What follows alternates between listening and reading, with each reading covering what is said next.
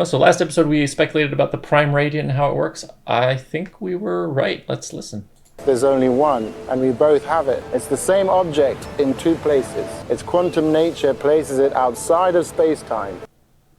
So last time we said that there's a shell, which is real and macro. It needs to be because they actually interact with it. Right. Sure. But maybe inside the shell is the actual prime radiant computing device, Sure.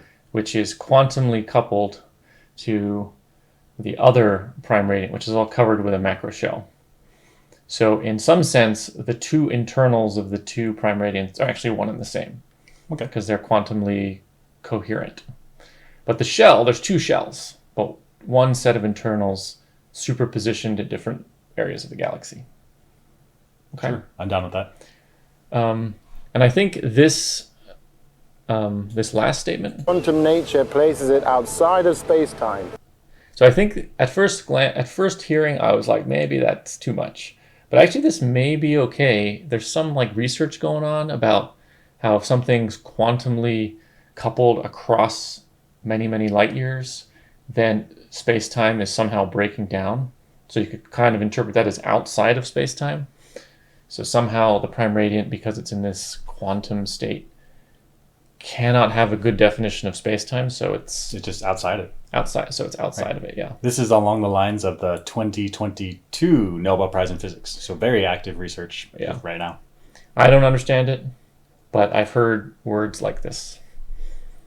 So very, very cool. In fact, Very cool. what if there's two, there may be more, Sure. right? They're not allowed to think about those numbers, but there may be. Right. And when somebody interacts with the prime radiant, does the twirl and whatnot, what's going on there? Like, they're interacting with the computer, they're getting results from the computer, but they're not collapsing the entire quantum state of the computer. So yeah, they are. Anytime they interact with something, they're effectively taking a measurement in physics terms. They're seeing something, they're understanding something, they're actually like quantifying it. And so if they're doing this with the tap tap swirl, then I guess the computer is running, and that should collapse the wave function, meaning this computer can no longer be in two places. It's now in one place because you've like checked on it. But I guess it's okay. Like I have no idea how many particles are in there. There could be billions, and if you only need some fraction of them to do any one calculation, while the rest are still unknown, blurry, quantumly still in the quantum state where you don't know what they are, then I'm okay with those still being entangled at a distance.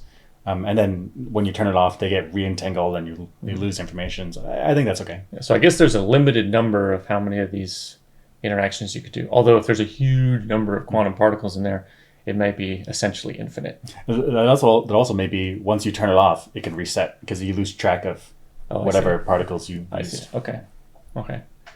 Yeah, interesting ideas about how this prime radiant works. Super cool. Science fiction. I love it. Yeah.